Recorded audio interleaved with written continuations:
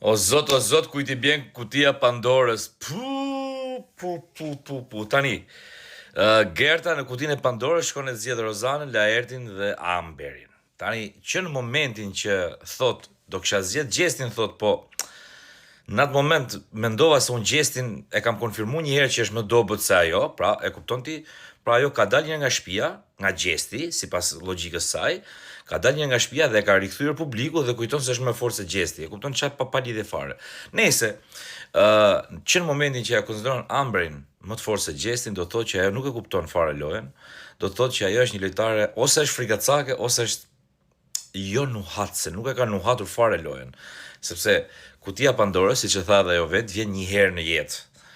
Dhe ti duhet të kishe hequr një nga lojtarët më të fortë atje, jo të heqish Amberin, se normalisht Ambri do iki sot, ndërsa Laerti dhe Rozana direkt avionit për finale.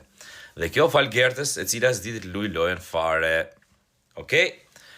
Urime Rozanës dhe Laertit, Amber vjen keq, s'di çfarë të them.